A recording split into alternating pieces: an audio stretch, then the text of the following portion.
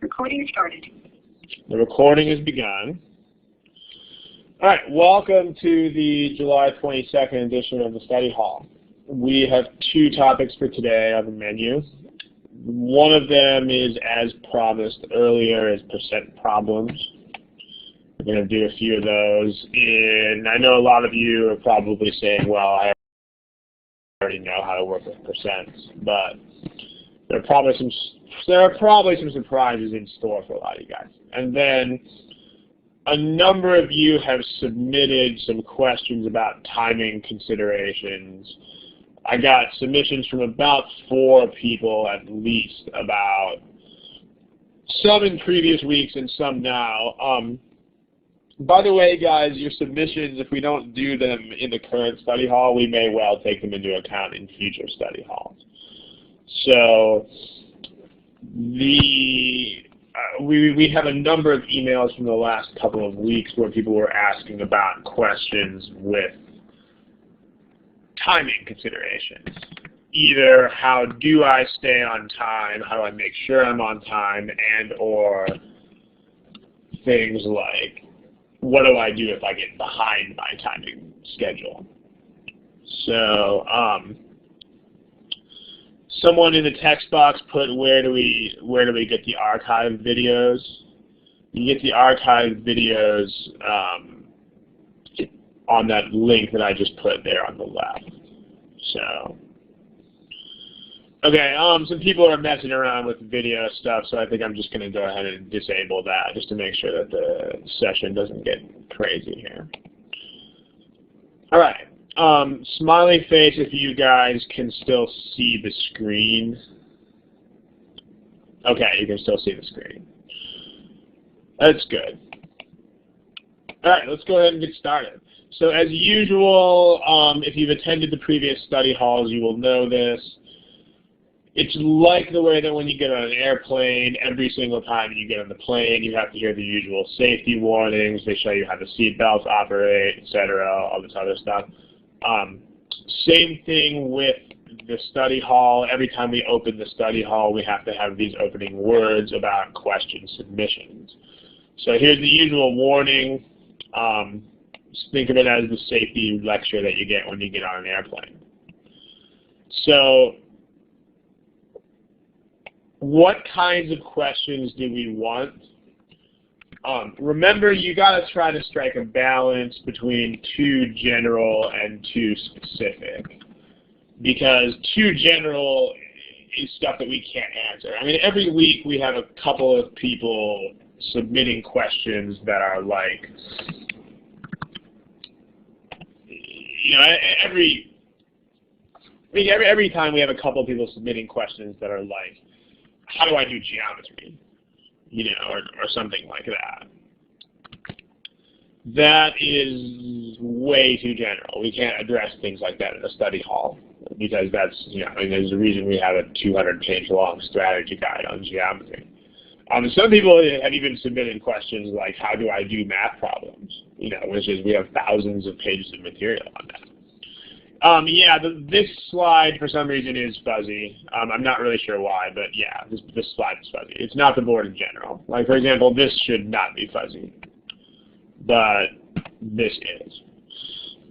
It has to do with the fact that I've reproduced this slide from last time, and it doesn't capture it well.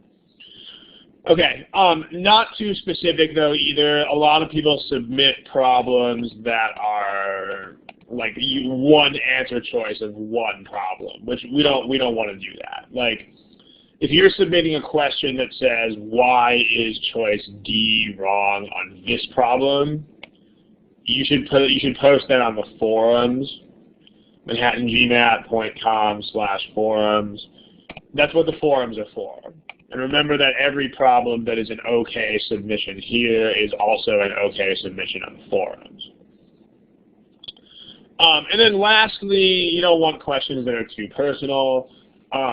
This is not the place to submit questions like, I have a 610 and I want a 700, and here's my study history and here's my preparation history. This is not the place for submissions like that.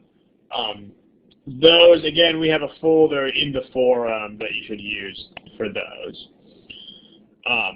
That is the general folder on the forum. Or if your question is specifically about business school admissions, then we have another folder on the forum which is called Ask an Admissions Counselor. So, okay. Finally, sources. We say this every study hall, but people still violate it routinely. You have to cite a source for the problem. So you've got to tell us where the problem is from. That means original source, like who actually wrote the problem.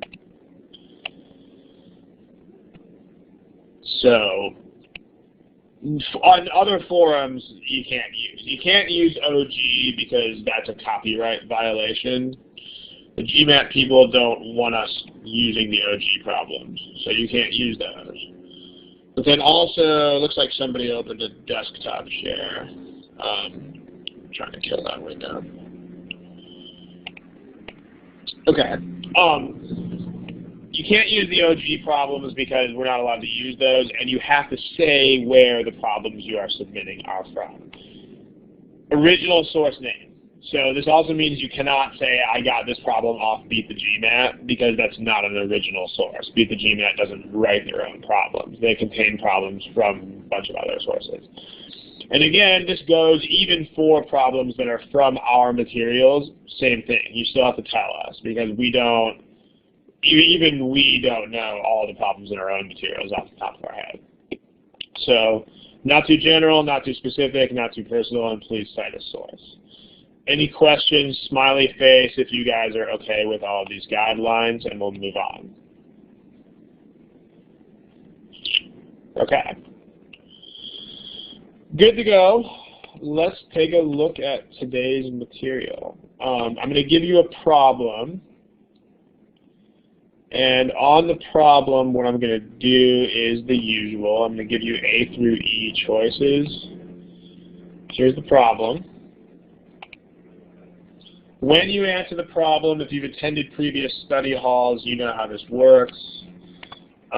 Please answer the problem with the A through E buttons on the left.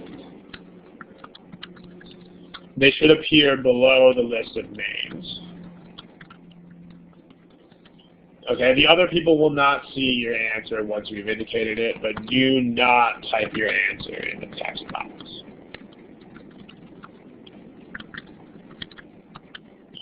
Okay, I'll give you about a minute and a half. Again, as I just wrote in the box, do not type your answer in the text box. Thank you very much.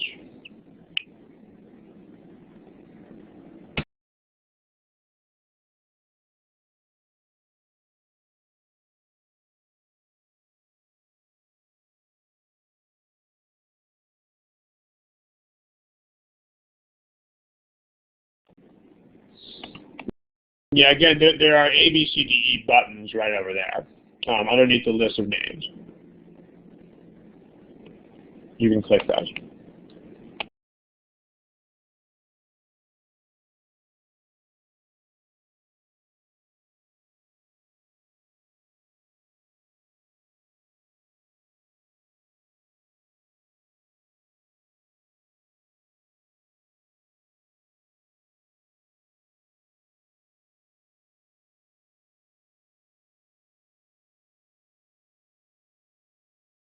Okay. Overwhelmingly, you guys are getting this right, although there are a handful of people who are not. Let's go ahead and talk about it. The correct answer to this problem is actually B, like boy. Does anybody know, go ahead and type in the text box, how can you start this problem?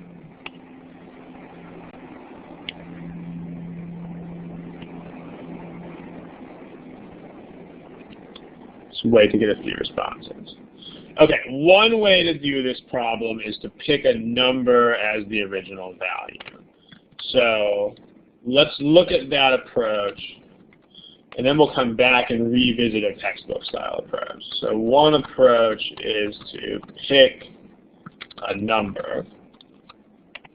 So our starting value is 100. 100 is an excellent starting value because it's compatible with percents. This works very nicely. So after you raise it by 50%, you get 150. And then you lower 150 by 50%, by 40%. 40% of 150 is 60. So final result is 90. So you went from 100 to 90, which means that you are now 10% lower than the original price. Okay, so one approach on this thing is pick a number. Remember, we want to rephrase everything in terms of takeaways. So takeaway here is that if a problem asks you to take percentages of an unknown value, then you can pick 100 or multiples of 100 for that value. Okay, so this is starting out apparently what is pretty basic for you guys. Sorry, there's a lot of noise in the background. I hear a helicopter noise outside, so not much I can do about it if you guys can hear that. Okay, so smiley face if everybody understands this approach in which you are picking 100 for the value because the value is unknown at the start of the problem.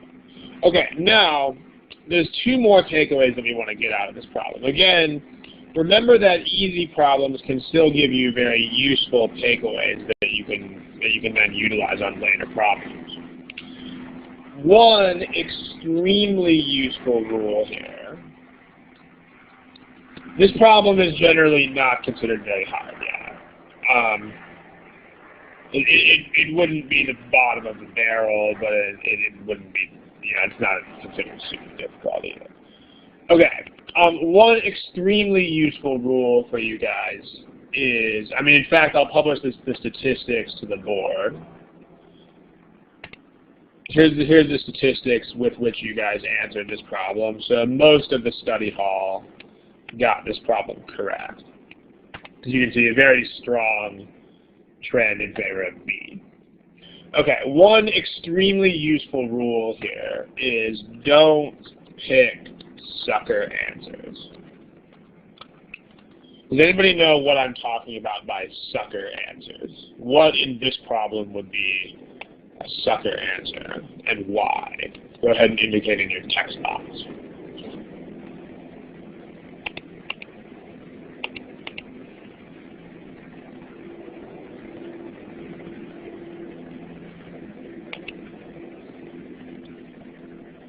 Yeah, the sucker answer to this problem is D, like dog. In this problem, the quote sucker answer is D, because this is what you would get if you could just subtract 50 minus 40. So the general rule on the GMAT is, on this test, you should be extremely suspicious of any answer choice that you can get by just taking two or more given numbers and adding, subtracting, multiplying, or dividing them. In other words, you should always have to do more than just simple arithmetic. So this is I mean, as far as if you had to guess, I don't think a lot of people had to guess on this particular problem, but if you had to guess on this problem, then the answer that you should absolutely not guess would be D. Because D is like the schoolboy answer. It's like the answer that you would pick if you really didn't have much of an idea what was happening here at all. And then you just said, oh, okay, well, 50 minus 40. So basically, if all you're doing is subtracting numbers, you should be extremely suspicious. Smiley face if this makes sense to you guys, and we'll move on. Okay. All right, now here's some new considerations. Let's go ahead and just do that right now. What's the quickest way to raise X by 15%? Does anybody know?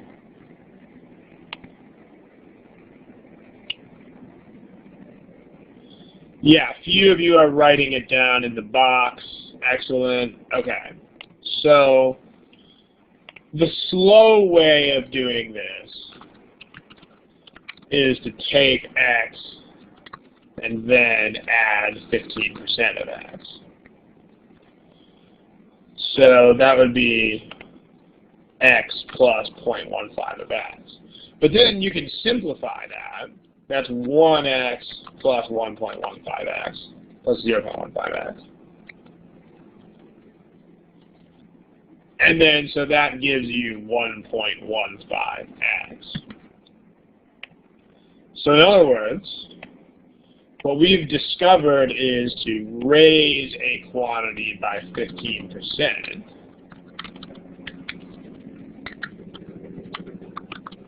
You should just multiply by 1.15. Okay, notice this pattern applies for other percentages as well. Same pattern for other percents. So let's say if you wanted to raise something by 40% in the text box, what would you multiply by?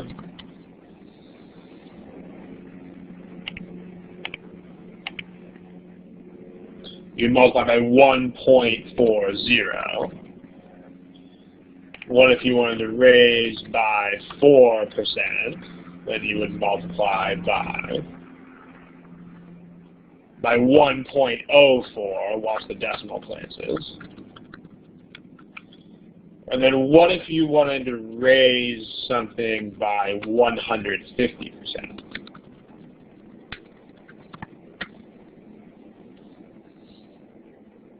So a couple of you now are not getting this right.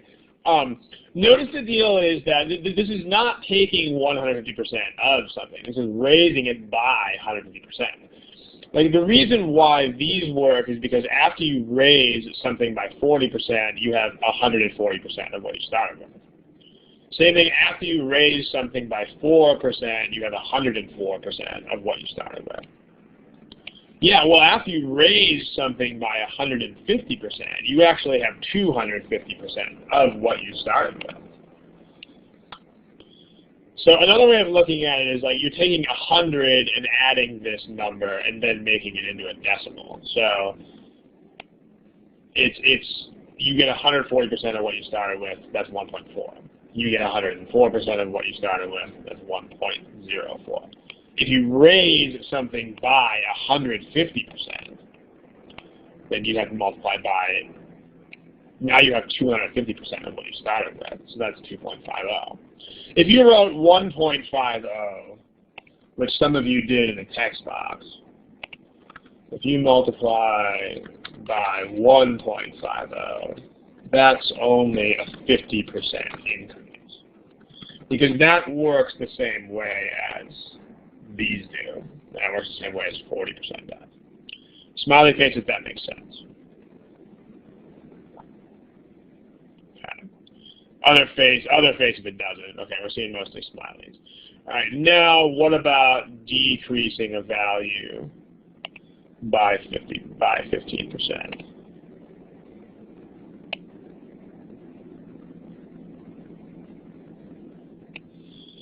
Yep, okay. 0.85 because again, the slow way to do this is to work it out like the slow way is to say x minus 15% of x. So that's 1x minus 0.15 of x. So times 0.85. So to decrease a quantity by 15%, you multiply by 0.85. I mean, the idea here, again, this should make sense intuitively. If you take away 15%, then you have 85% left over.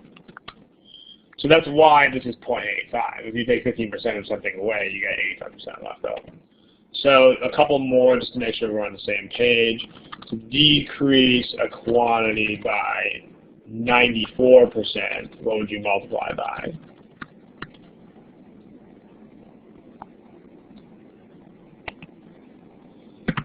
Okay, good. Now, quick test.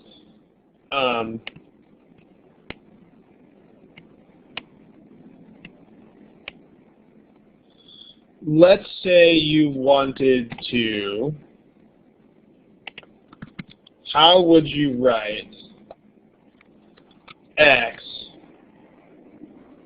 has been increased by 10%, and then the result has again been increased by 10%. Text box, please. How would you write that?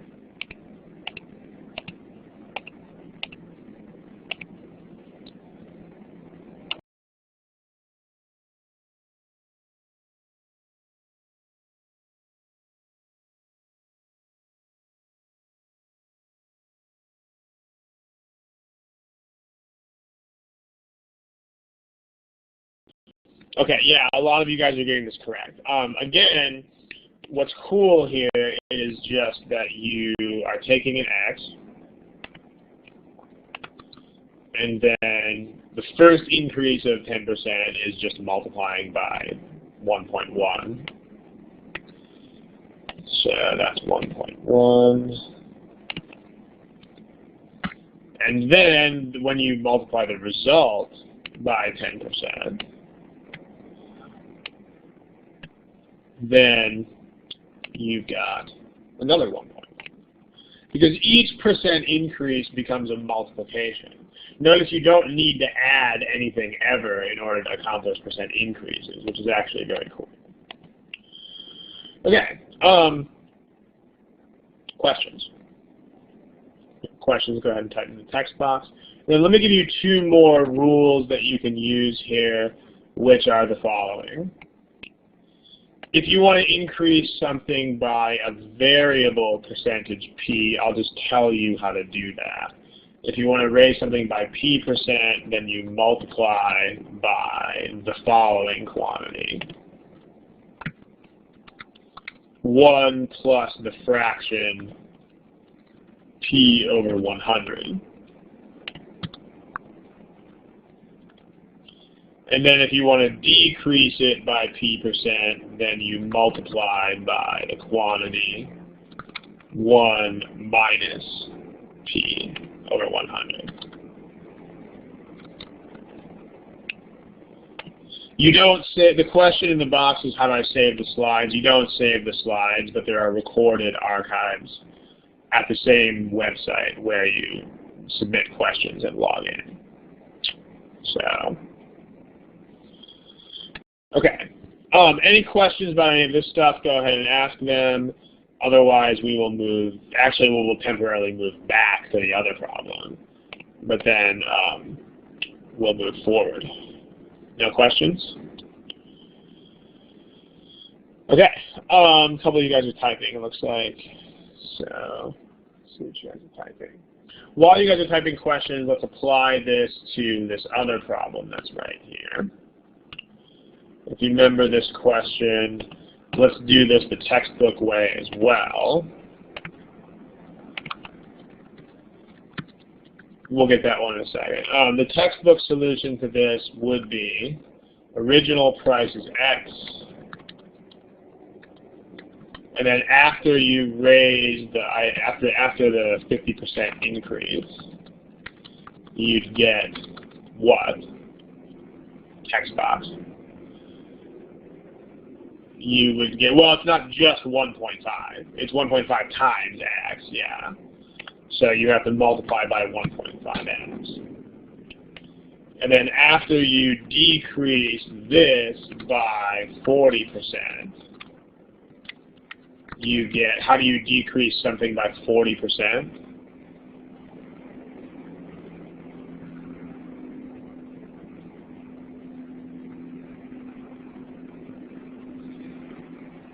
Text box, yep, you guys are starting to type it. If you decrease something by 40%, you have 60% left over, so you multiply by 0.6. So notice that both of these things are in there. You've got the raising the price by 50%, that's what this does, and then lowering the price by 40%, that's what this does. And so then if you just multiply that out, you get 0.9x. But then for the same reasons, and for the same reasons that these work out the way they do, you use the same kind of reasoning, only now you use it backwards.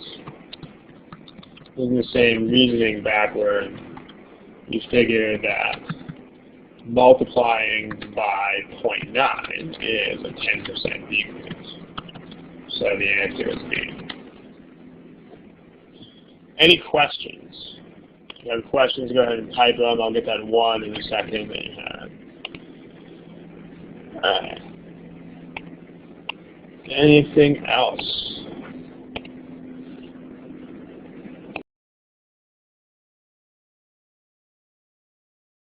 The question of does it matter which way you multiply? No, it doesn't. I mean, you can multiply numbers in any order you want. It's going to work out the same. I mean, these are decimals, but decimals are not different from other numbers. So if you, like multiplying 2 times 3 times 5 and 3 times 2 times 5, you're not going to get different answers out of that.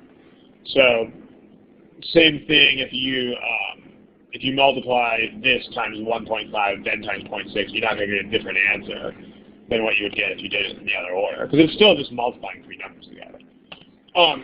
The question here, if you raise something by 40%, that's a multiplying by 1.4. So therefore, raising by 50% would be a multiplication by 1.5.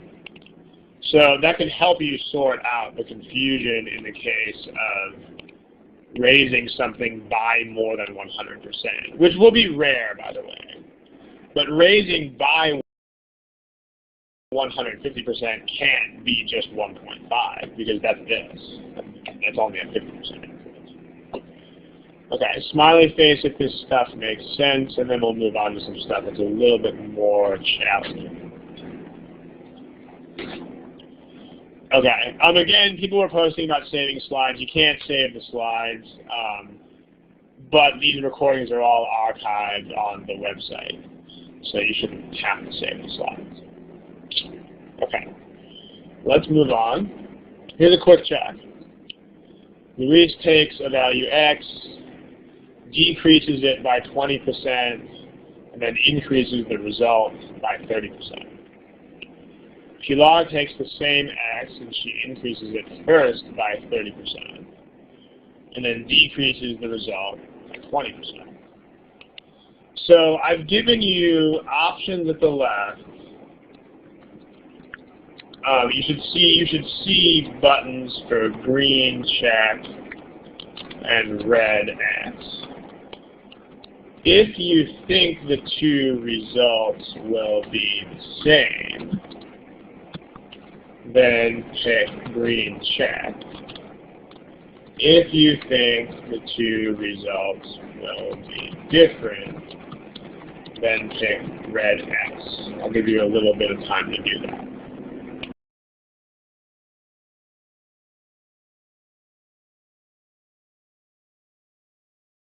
Okay, most of you still haven't answered this. Please, everybody, give me some kind of answer to this if you think they're going to be the same versus if you think they're going to be different.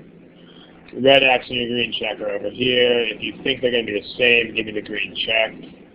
If you think they're going to be different, give me the red X. Some of you guys are giving me smiley faces. Now we want. We want the green check or the red X. Okay. So still about 20 of you that haven't given me an answer yet.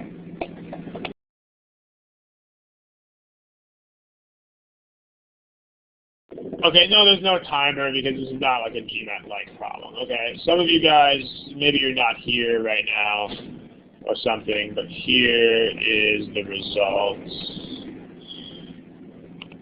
This is actually pretty good. When we do this in class, most people tend to get this wrong.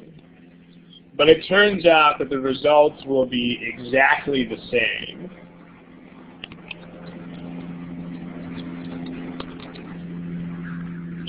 Now, who knows what the overall percent increase will be? Go ahead and type in the text box.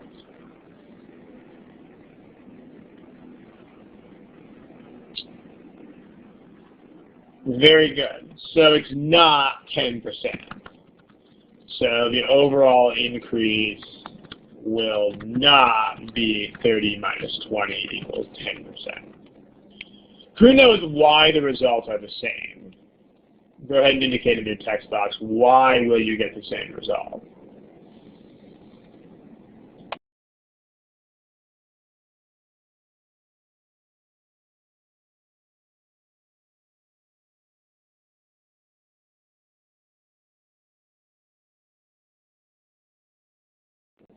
Yeah, I mean, this is the text box. You guys have the answer. We'll type it here in a second.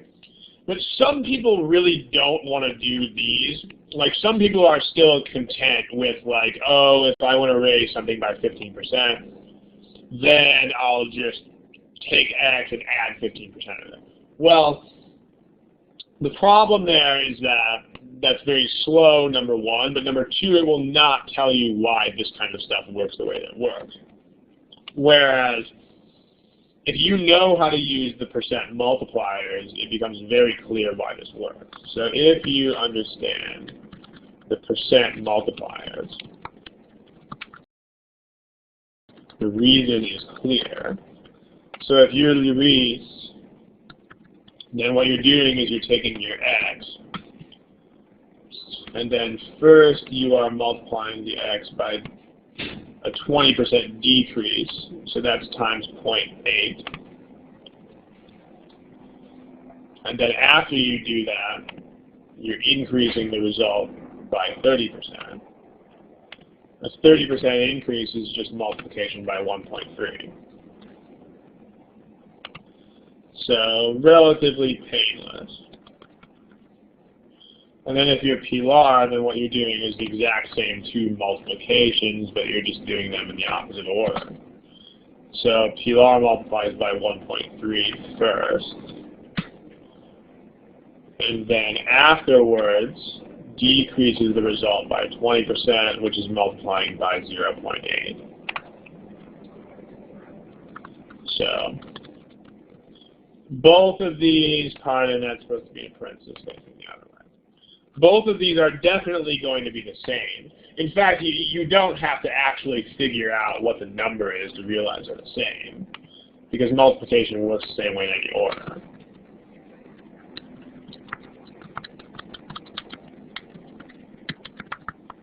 So you will get the same result. And if you want to be specific about it, which you don't have to if it's just a yes or no question, but specifically the result is 1.04x, which means an overall increase of 4%. Notice that 4 is not 30 minus 20. Any questions?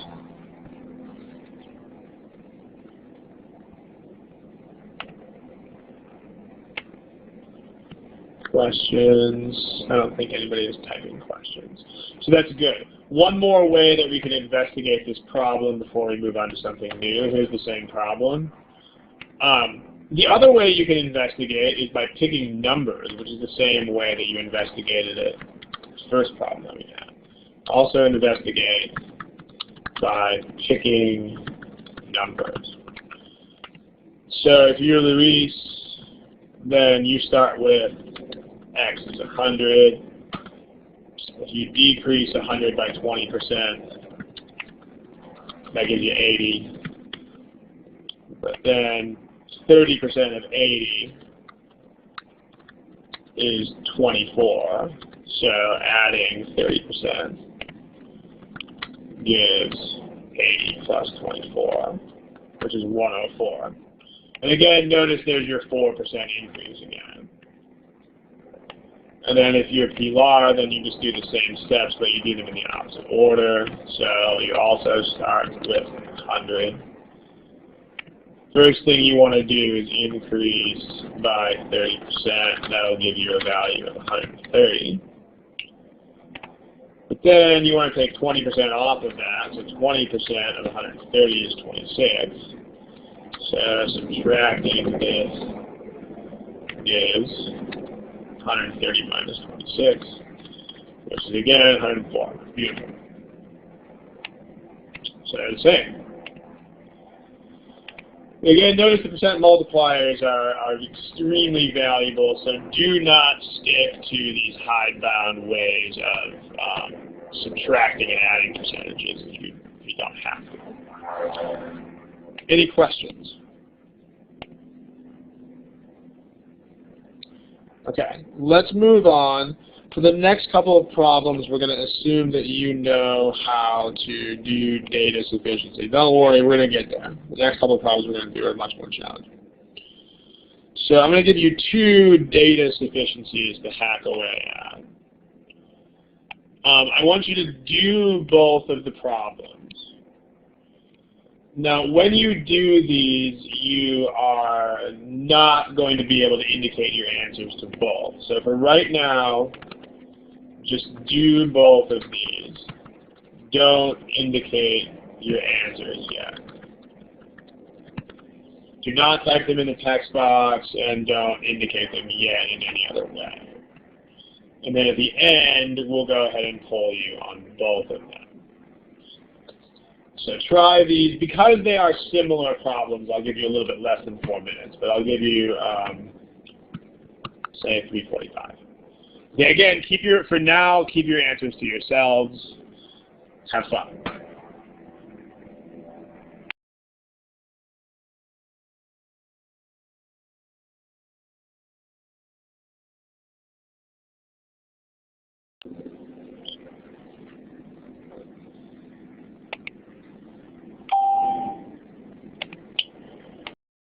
Okay, good times. Most of you, thank you for following directions. To the person who wrote their answers in the text box, even though I said don't write your answers in the text box, please don't do that. Okay. Let's take a look. The first problem, I've just given you A through E choices. So go ahead and indicate your answer with those A through E buttons for this problem.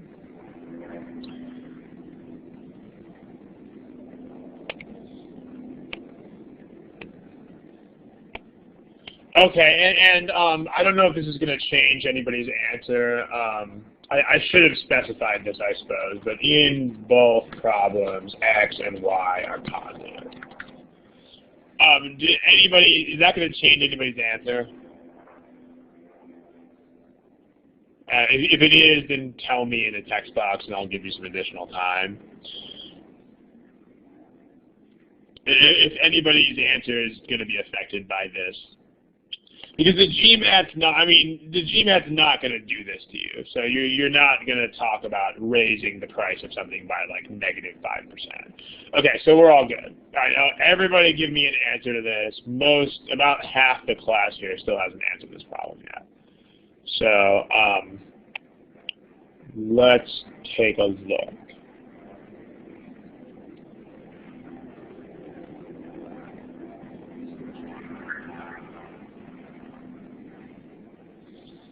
If you have to guess, go ahead and guess. We've still got about 10 or 12 people who haven't answered the problem yet. So, okay. 5 more seconds to put a guess up there. 4, 3, 2, 1. Okay. Here are your answers. Whoops. It didn't work. Here are your answers. Right there. Now, I'm not going to tell you who's right and who's not yet, because we like to keep things interesting here at Manhattan GMAT. But I will tell you that the answer is not D, and it's also not A, which is, as you can see here, that's the vast majority of the answers. So let's talk about this. What's the temptation to pick A as sufficient?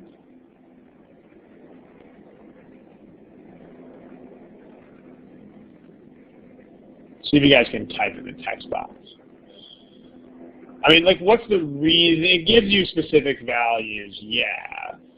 Although, I mean, I could give you other specific values that you would probably not think are sufficient. But the temptation here is that, I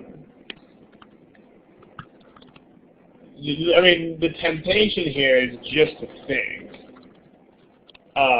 hey, you know, that's a bigger value.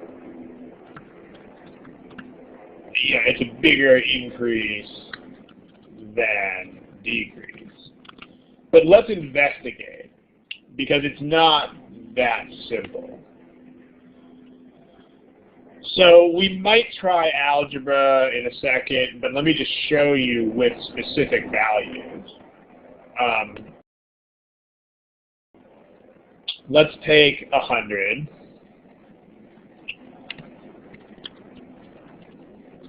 Let's look at some examples.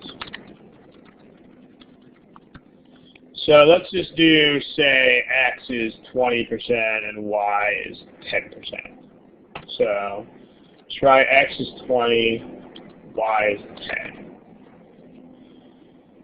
So you start with 100. Increase by 20% gives 120. And then you decrease by 10%. 10% of 120 is 12. So gives 108. So that's a no to the question because the new value is higher than the old value.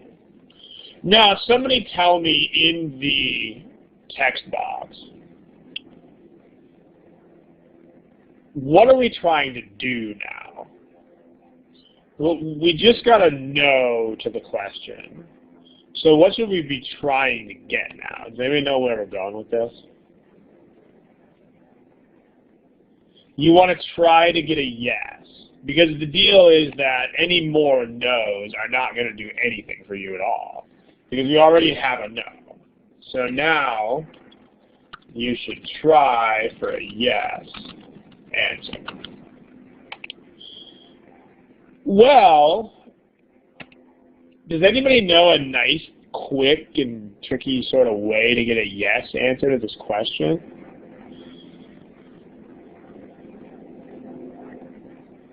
Well, you can't use one-to-one because one-to-one is going to be a lie. Like, you have to satisfy statement 1.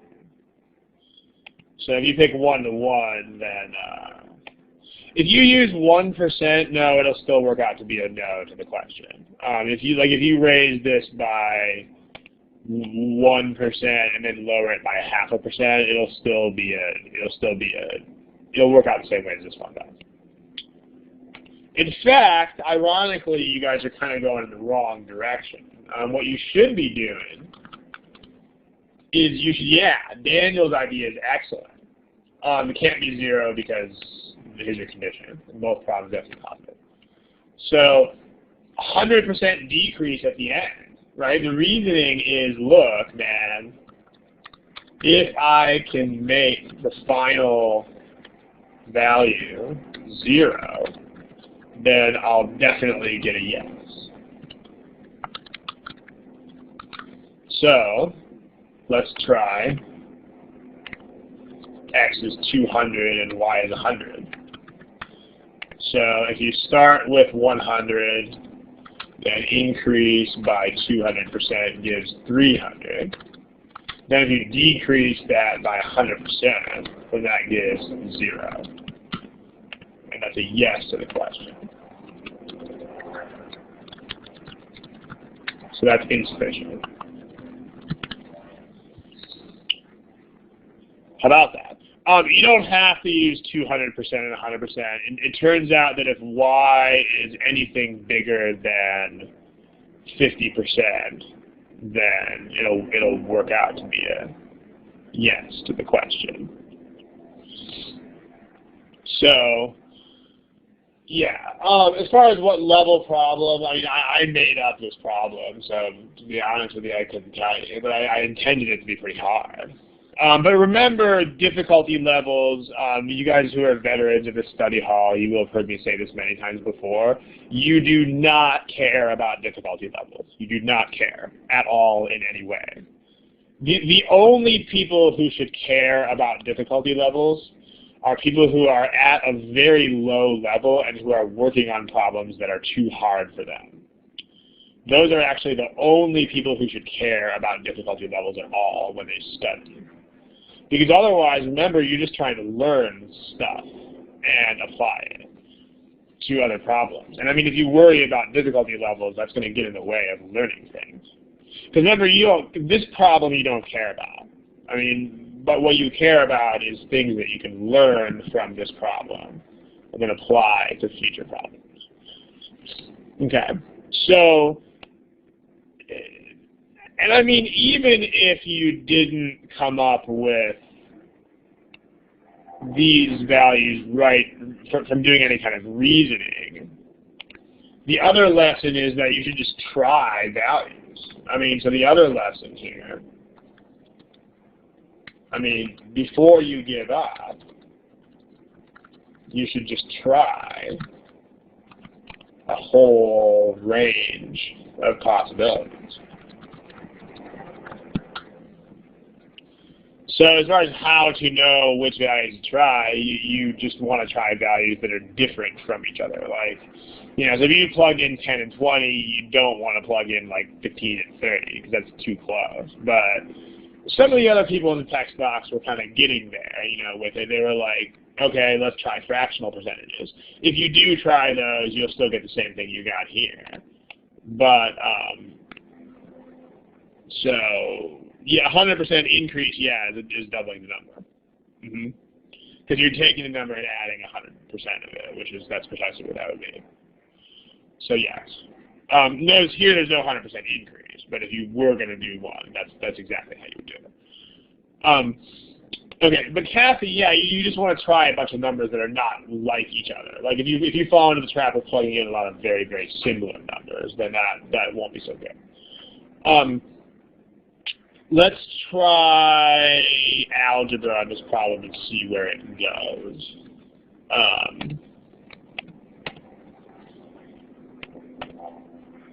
I actually have never even tried. Yeah, if you can do those, yeah, definitely. I mean, fractional percentages are a good thing to try too. So statement 1 here is this. Let's give, yeah, basically extreme numbers is a better way to put it. So Marco, thank you.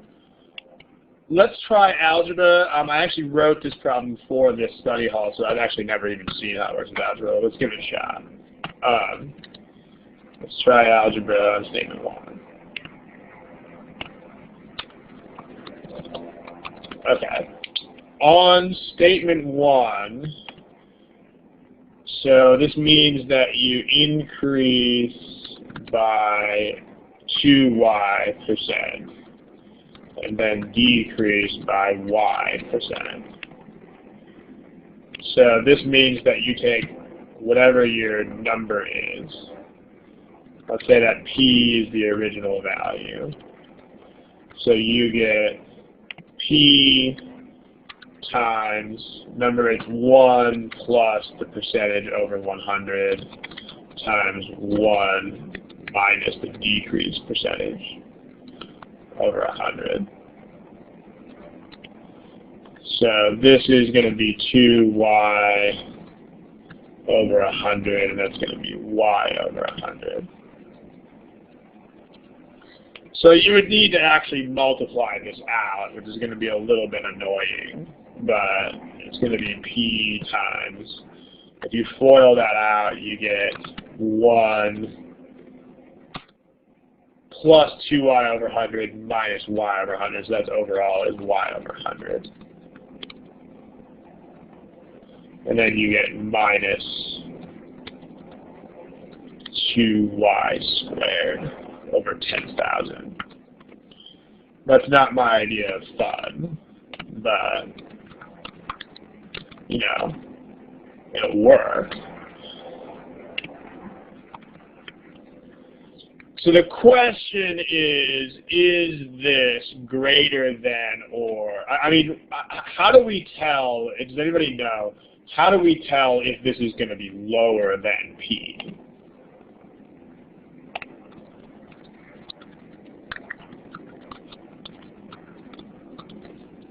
Does anybody know how we would tell?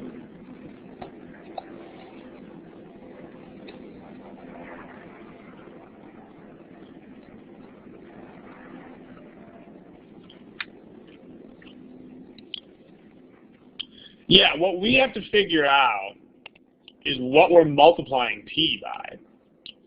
Because I mean, if this is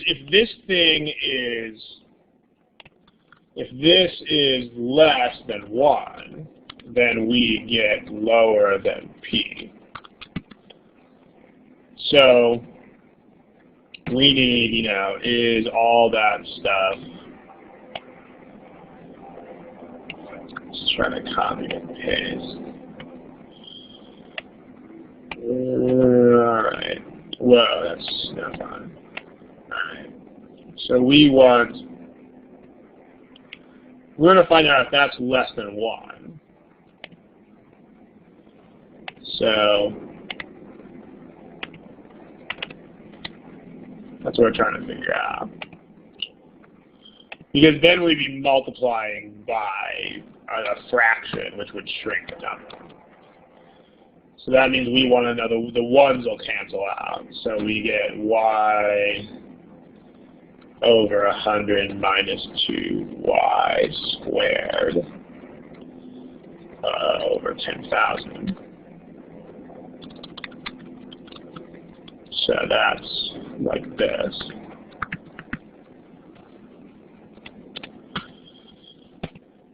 Zero. Actually, the 1 cancels out. So this is supposed to be a 0 over here. We can multiply that through by 10,000. That gives you 100y minus 2y squared is less than 0. Divide by 2 is less than 0.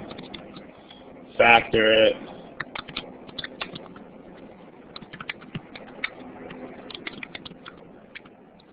This works if y is greater than 50. So yes, if y is greater than 50.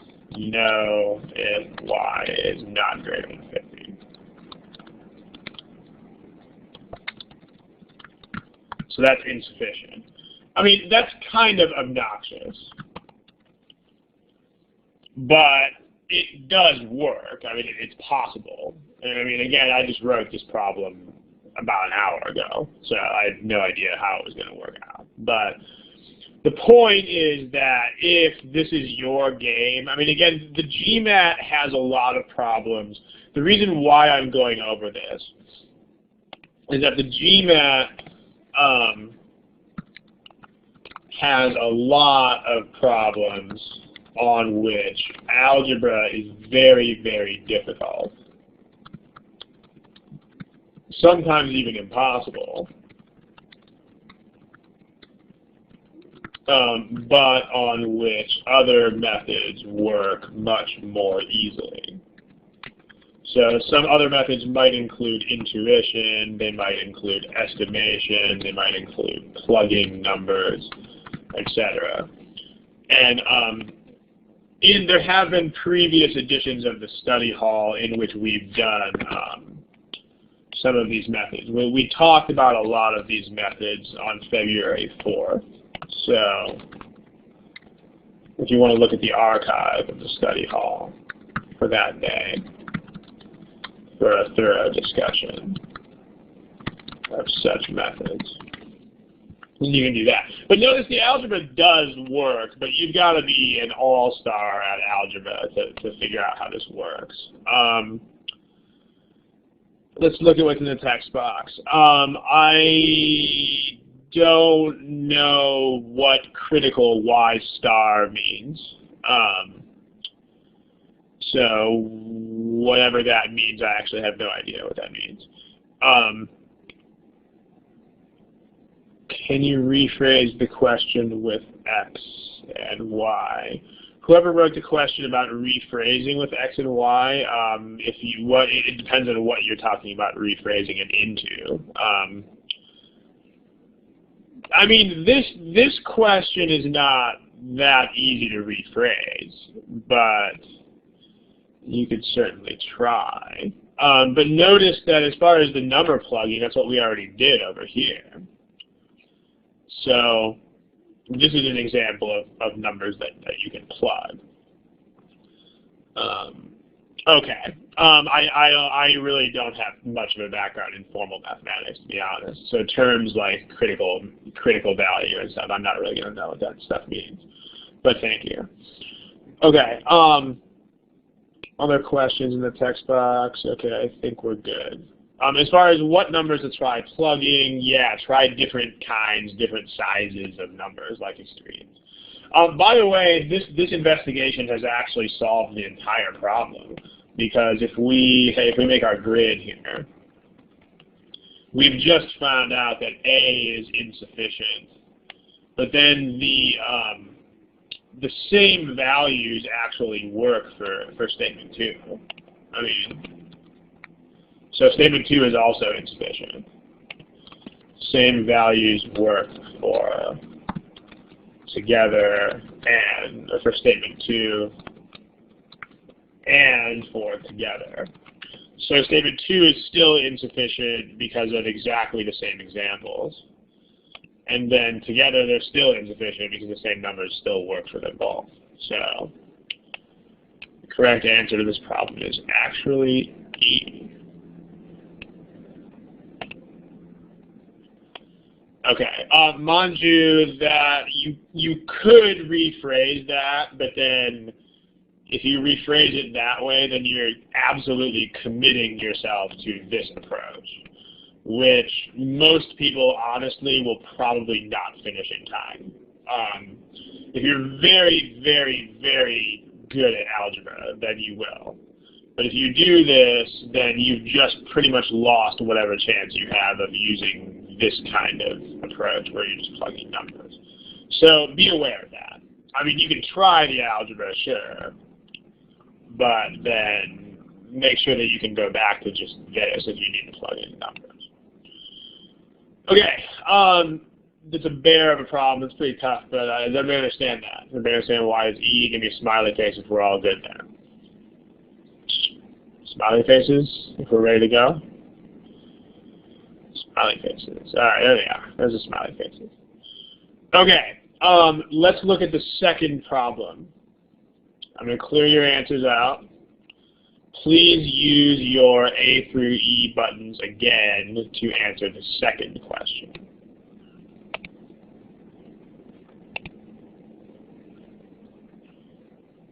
Second question, A through E. But again, you should all have answers for this. So, whatever answer you had, go ahead and give it to me, please.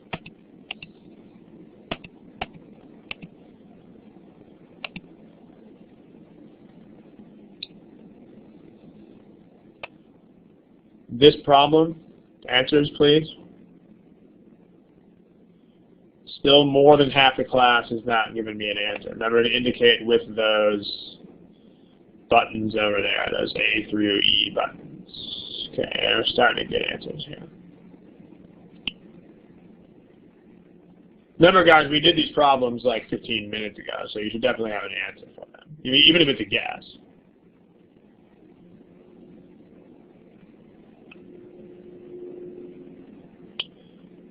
Please indicate an answer in the next 10 to 15 seconds. Thank you. Remember, if you don't, this is the GMAT, you have to answer the problems. So for those of you who are not answering the problems, yeah, but the GMAT will do that. If any of you guys are not answering because there's sort of a confidence issue here, you still have to get used to answering everything. You can't get into this mental frame where you are frozen in place. This is the GMAT. You guys are all going to miss a lot of problems. It's going to happen. So even if you're very good at this stuff, you're going to miss problems left and right. So what you guys have got to get used to doing is missing problems, getting knocked down on your back, and then getting right back up and answering the next problem. Yeah. So you got to let it work that way. Okay. Here's the answers that people have to this one, a little bit more spread out here. Actually, nicely enough, this one really is D. So you guys, at least the majority answered this one is correct. Let me show you a way that solves this, which is actually intuitive, where you don't have to plug in any numbers. Here's an intuitive approach. Even if you didn't have this intuition, you can still study it so that you might have this sort of intuition next time. So even if you didn't have this intuition yourself, you should still study it so that you might have a more informed viewpoint. Next time. Here's the difference. Okay, there's two steps here in this process. The first step is, so back, remember the last problem, the correct answer was actually this one. The first step is take an X, take a price, then raise it by X% of that price, and then lower by Y% of the new price. Okay, smiley face if you guys are all following that. Like, those are the things that are happening in this problem. Okay, let me show you something cool.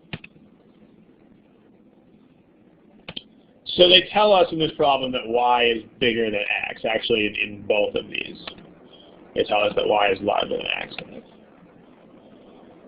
So that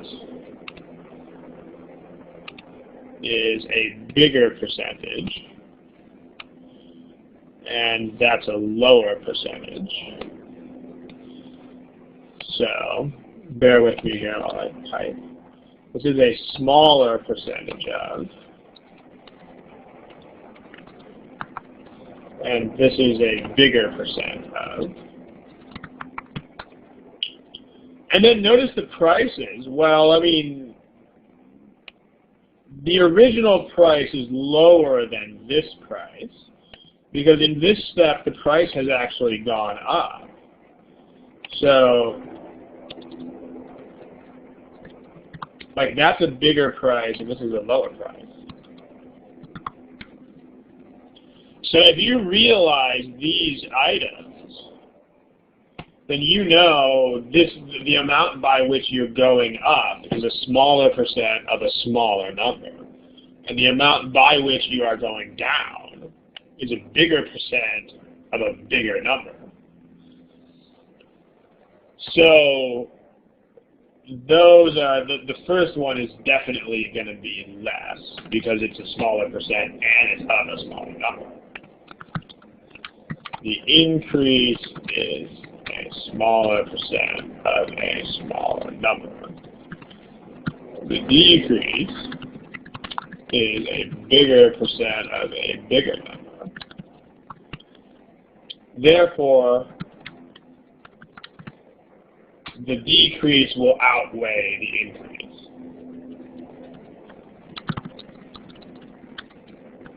No matter what.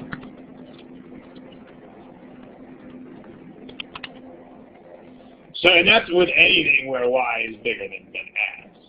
So these are both going to be sufficient.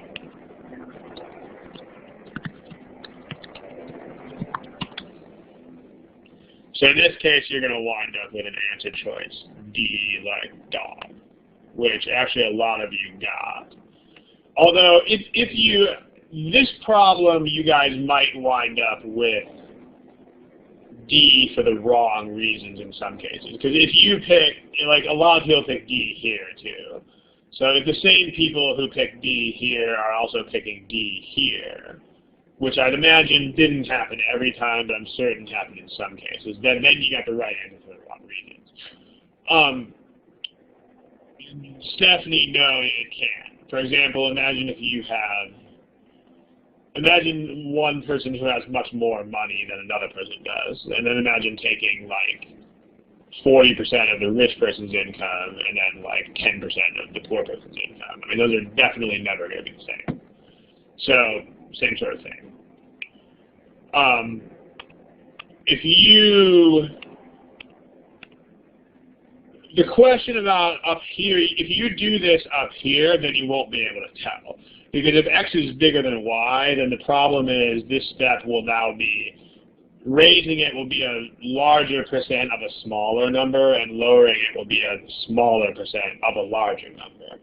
And so those can go either way. Those could be the same. One could be bigger, the other could be bigger. You can't tell.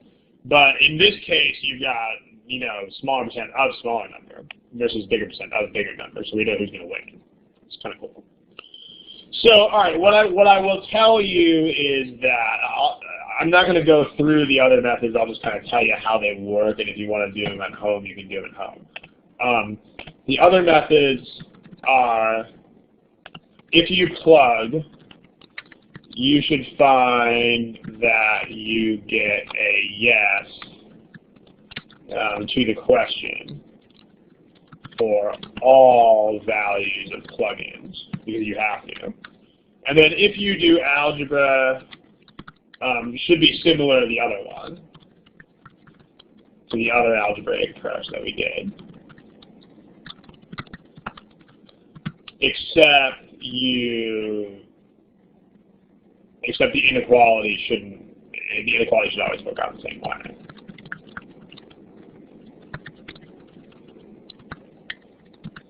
So in other words, all the percentages from 0 on up should be the same on the inequality. So, but other than that, the algebra approach is going to look a lot like this one. Notice that you can't really do this with the straight inequality symbol, and that's very typical of the GMAT. I don't really know if the algebra approach will work with statement 2. The algebra approach you can do with statement 1 because you can substitute in 2x for y. But I don't know if the algebra approach will work at all for statement 2. It's an interesting question, but we'll leave that question open for now. Anything else about what is on this slide before we move on to 1 or 2 more items?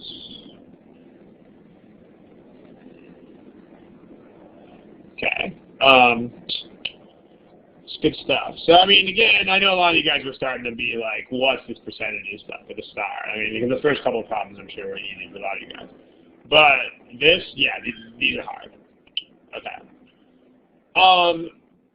I guess I hope the people who are asking about slides were late to the session because I've already said this about 3 times. But no, you cannot print the slides and you cannot save them. But we do archive all of the sessions at the website where you submit questions.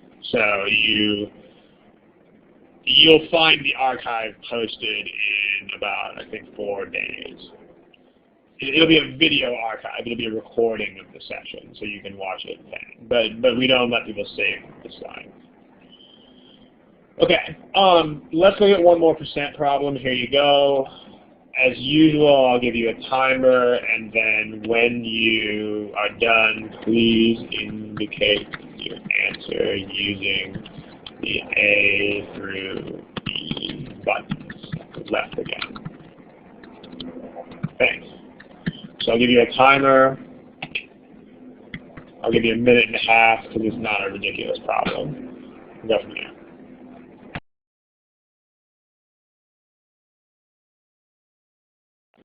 Okay. This one is this one's probably like a moderate difficulty problem if you guys are wondering. Let's take a look. Give me an answer, please. There's about 7 or 8 of you who don't have an answer, so if you're here, please answer. Okay.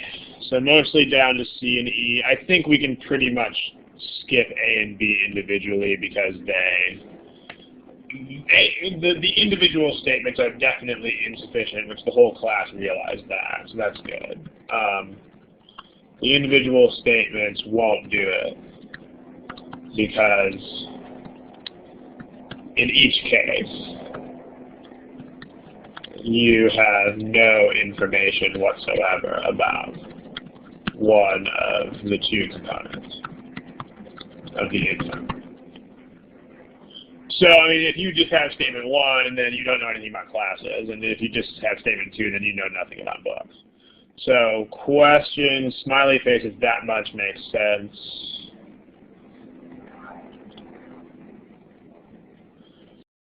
Okay, now, let me poll, I mean, people who thought the answer was C, how did you justify that? Go ahead and type in the text box. Then we'll poll the people who thought the answer was E in a second. So if you picked C, then what was your justification for picking C?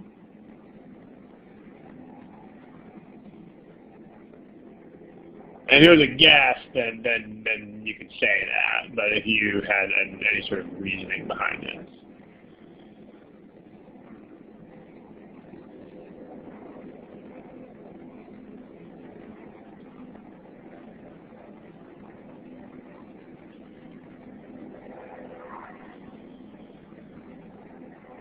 Okay, so people are being sort of vague. Right now, I just want people who pick C. If you pick E, then don't answer yet.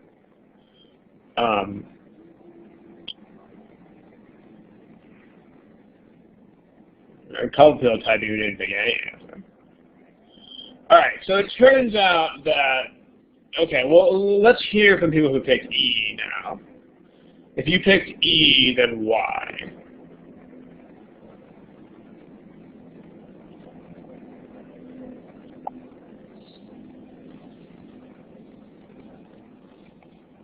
Yeah, the people who picked E, you've got the deal here. Because, I mean, the thing is that you're looking at the whole income. And the problem is we don't know how much of the income is composed of each of these 2 things. I mean, again, you definitely want to be intuitive about this, you know.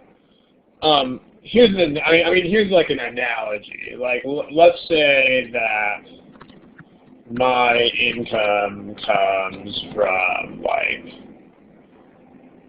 say, factory work, which is like around $50,000 a year,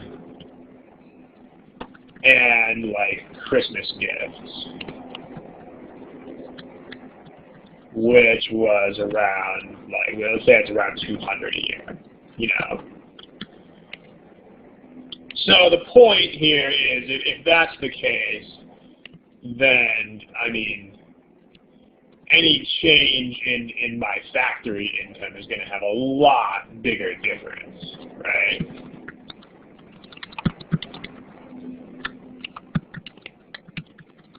So, like, if my factory income goes down like 10%, then my whole income is pretty much going to go down by very close to 10%. Whereas if you take 10% off of my Christmas gifts, that's $20. So that's barely going to touch anything. So, smiley face if you guys understand this analogy. So this is the same kind of thing, and the point of this analogy is that it totally matters. It matters, like, how great the contribution is from each source. So, like, even if you have these two statements together, like, if close to 100% of, so let's take a look at C and E together.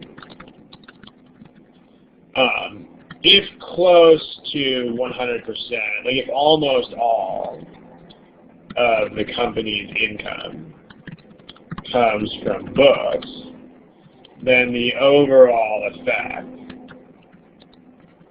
will be, you know, it'll be close to a 10%. It'll be close to a 10% decrease.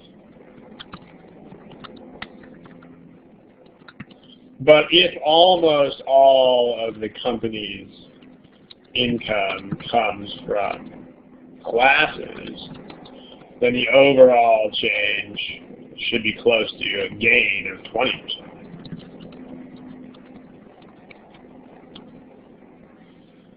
So that's enough to give you insufficient. So this one is E.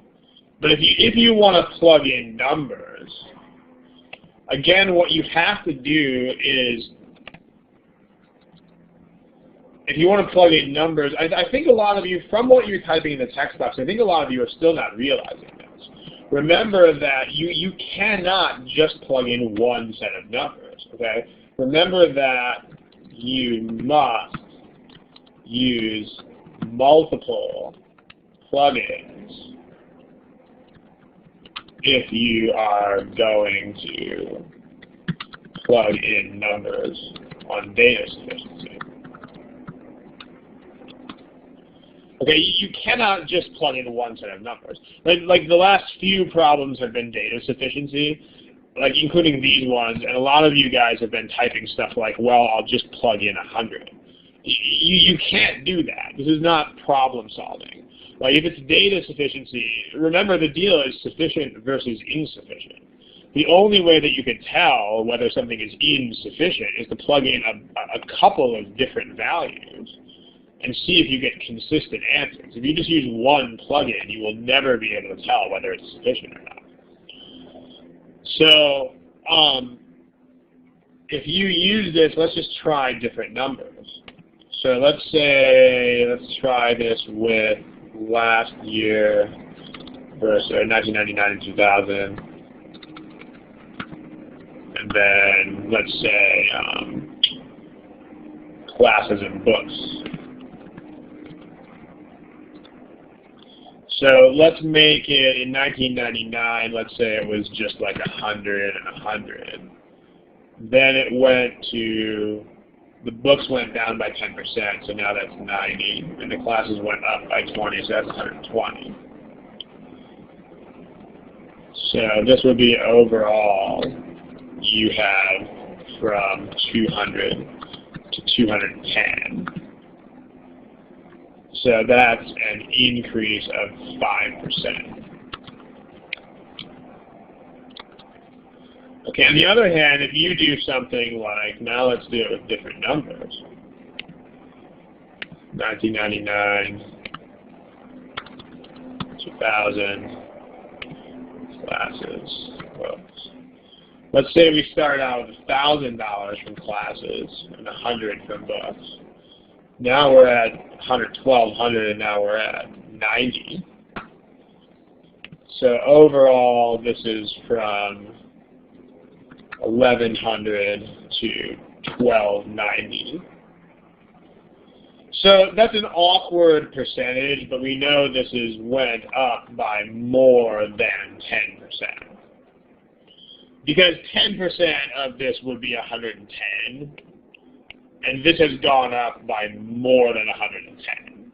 So this is, we don't even have to find out the actual increase here because we know it's definitely not 5%. So this is a 5% increase. This is an increase of way more than 5%, so we are insufficient. Smiley face if that makes sense.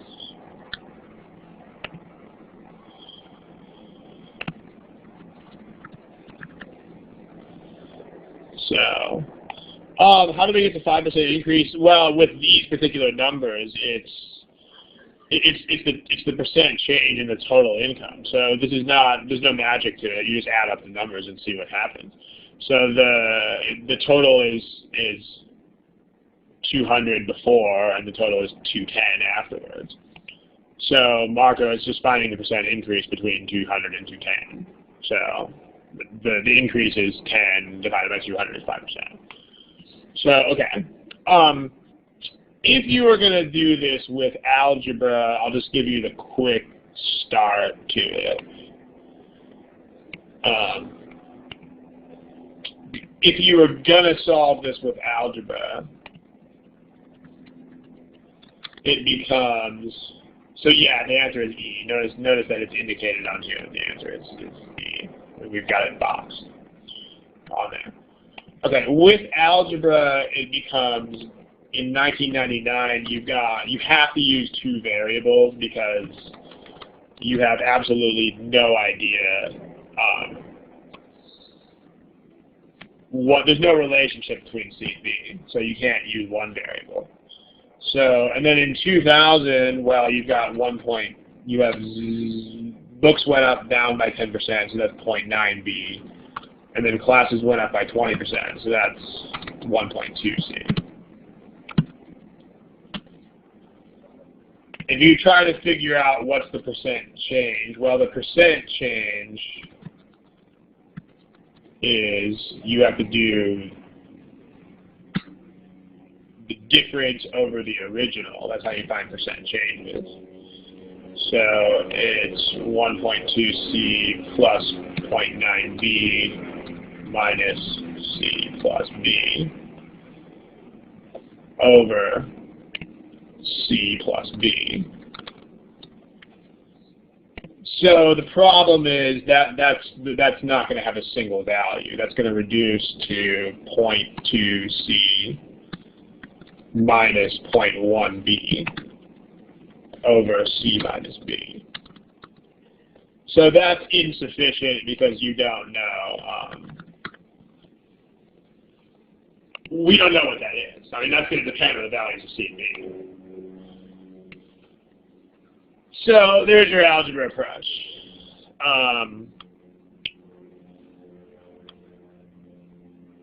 BMW, I cannot understand what your question says there. Could you type that again, please? And maybe check your spelling. Okay, let's see.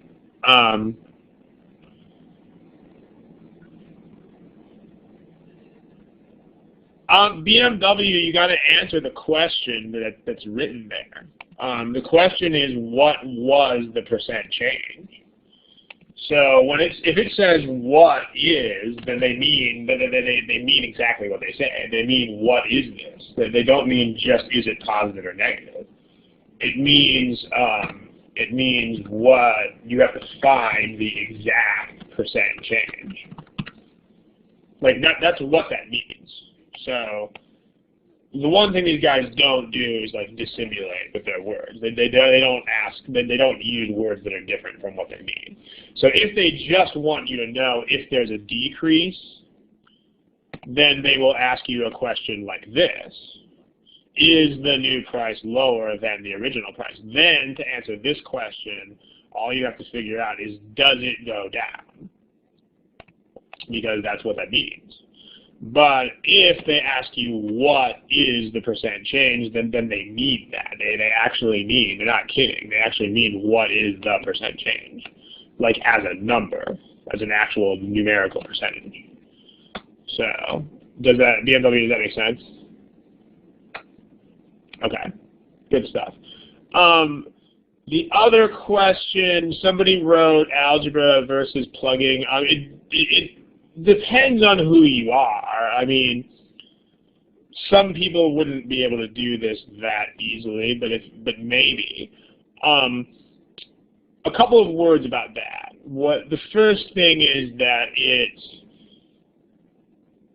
you shouldn't really be thinking too hard about which one is easier. You should just be able to do both. Because, for instance, on this problem, the intuitive approach was much easier. Like, the algebra was just horrendous on this problem. Remember this god-awful thing. But then on this other one, which honestly, this doesn't look like it's that different. I mean, they're both problems that deal with an increase and a decrease, and then whether things are, percent changes. And yet, this one, yeah, the algebra here might be a little bit easier. So, the deal is not which one is easier. Because again, because then you're too focused on this particular problem. If the question is, by the way, people be patient with the questions in the text box. I can only answer one question at a time. Thank you.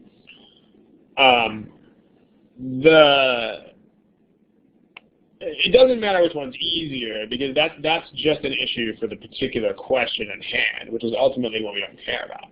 Like, what you want to emphasize is knowing both of the methods, regardless of which one is easier in the problem at hand. Because the next problem they throw at you, maybe the other one might be easier. The deal is just that you need to be able to do both ways, whether or not they're easier. The other thing is, the little hint here is, generally, the more exact the question is, the better off you are with algebra. So for instance, here they want you to find the exact percentage. So this means, this is actually something that I can make a quick slide for here. In general, the more specific the question, the more likely it is that algebra will be easier than other methods. So for instance, consider the last two questions. If you have something like, is the new price lower than the old price? This is not that specific. I mean, it doesn't ask for a particular value. I mean, its solution is an inequality, which is sort of vague. Therefore, it's likely that algebra will be more difficult here. And notice that it totally was. Like, here's the problem with the lower than. And by all means, doing algebra on this problem was just horrible. It was awful. I mean, look at this. But then the other question was, what is the percent increase? This is a very specific question. So in this case, because you want a number, it's more likely that algebra will get you the answer. I mean, there are exceptions to this, but this helps to explain why the algebra was much less complicated on this problem, even though it might not, at first glance, look much different at all from the other one. Okay, smiley faces, these make sense.